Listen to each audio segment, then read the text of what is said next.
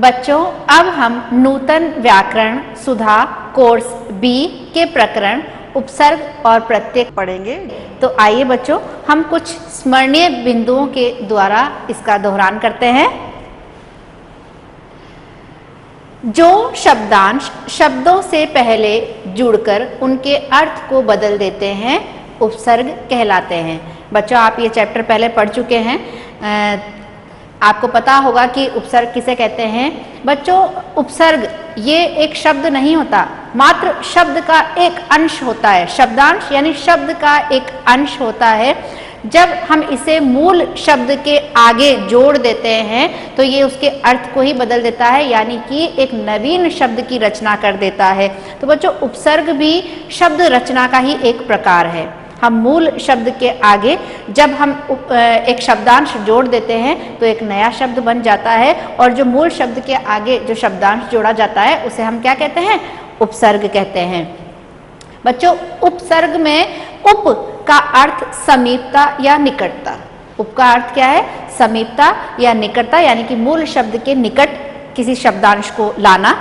सर्ग यानी सृष्टि अथवा रचना करना, और सर्ग का अर्थ है रचना करना, यानी कि एक नवीन शब्द का निर्माण करना या एक नए शब्द की रचना करना। बच्चों, उपसर्ग कई प्रकार के होते हैं। संस्कृत के उपसर्ग, हिंदी के उपसर्ग, विदेशी उपसर्ग। आप वीडियो के द्वारा सारे इनके प्रकार जो है वो पढ़ चुके हैं बच्चों। अब बच्चों, प्रत्यय। प्रत्यय किसे कहते हैं? कि प्रत्यय शब्दों के अंत में जुड़कर नए शब्दों की रचना करते हैं। अभी अभी मैंने आपको बताया कि उपसर्ग जो शब्द के आगे जोड़ा जाता है, और प्रत्यय जो शब्द के अंत में जोड़े जाते हैं। प्रत्यय भी क्या? एक शब्द का अंश है जो मूल शब्द के अंत में जुड़कर एक नवीन शब्द का निर्माण करता है, नवीन शब्द की रचना करता है। प्रत्यय को 4 भागों में बांटा गया है। जिस प्रकार से हमने उपसर्गों को भी अलग अलग भागों में बांटा था, उसी प्रकार प्रत्यय को भी 4 भागों में बांटा गया है। कृत प्रत्यय, तद्धित प्रत्यय, स्त्री प्रत्यय और नाम धातु प्रत्यय। क्रिया और धातु के अंत में जुड़कर उसके अर्थ को परिवर्तित करने वाले शब्दांश कृत प्रत्यय कहलाते हैं।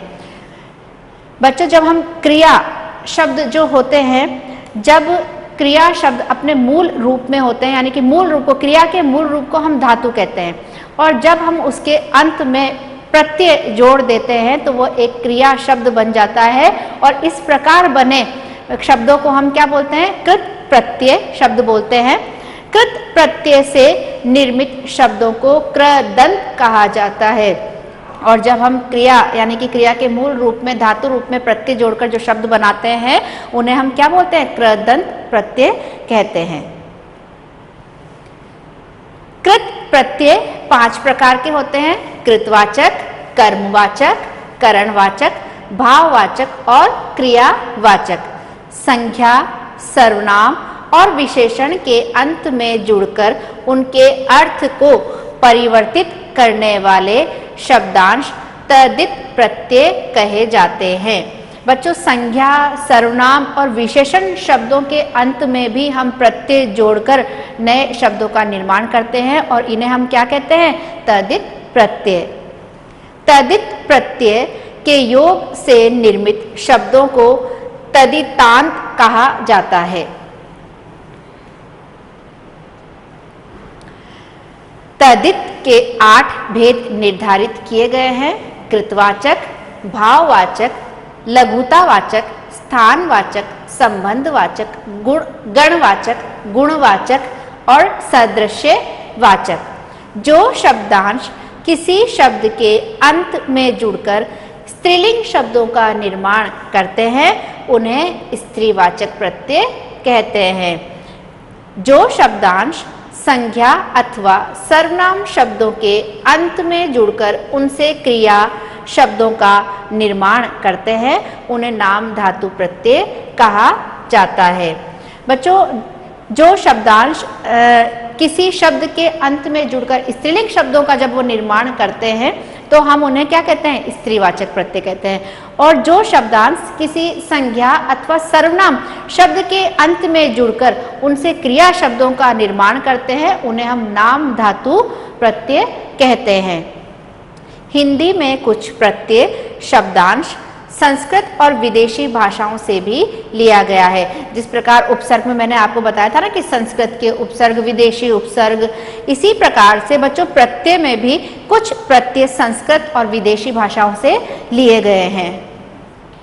उपसर्ग बच्चों यहाँ पर निम्नलिखित शब्दों में से मूल शब्दों व प्रयुक्त उपसर्गों को अलग करके लिखिए। यहाँ पर बच्चों शब्द दिया हुआ है और इस शब्द में से हमें उपसर्ग और मूल शब्द को अलग करना है। जैसे हमारा पहला शब्द है प्रदर्शन।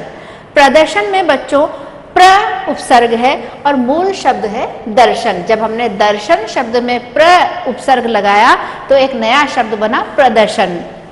अधिकार, अधिकार शब्द में अधि उपसर्ग है और कार मूल शब्द है। कार में हमने अधि उपसर्ग लगाया और शब्द बना अधिकार।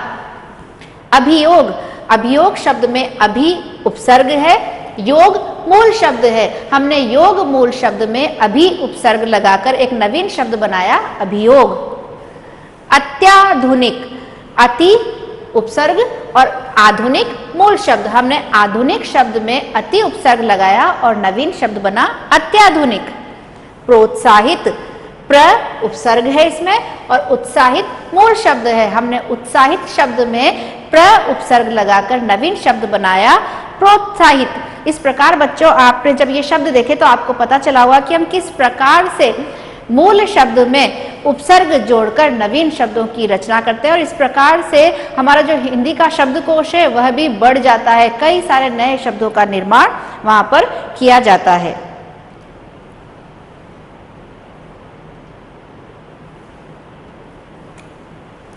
प्रत्यय, निम्नलिखित शब्दों में प्रयुक्त मूल शब्द व प्रत्यय अलग कीजिए। अब यहाँ पर हम मूल शब्द में से प्रत्यय अलग करेंगे। ये चीज तो आपको बहुत अच्छे से क्लियर हो गई होगी बच्चों कि उपसर्ग हम कहाँ लगाते हैं, मूल शब्द के आगे, और प्रत्यय हम कहाँ जोड़ते हैं, मूल शब्द के अंत में।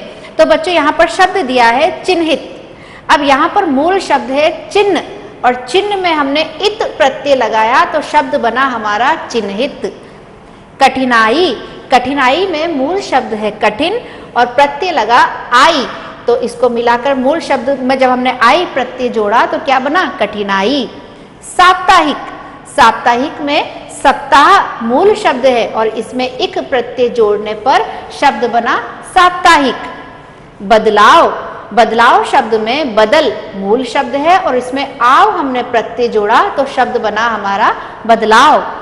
शानदार, शानदार में शान मूल शब्द है और इसमें हमने प्रत्यय जोड़ा दार तो शब्द बना हमारा शानदार। तो आई होप बच्चों आपको उपसर्ग और प्रत्यय के माध्यम से ये अच्छे से समझ में आ गया होगा कि किस प्रकार हम उपसर्ग और प्रत्यय की सहायता से नवीन शब्दों का निर्माण करते हैं। घर में रहें, सुरक्षित रहें। धन्यवाद।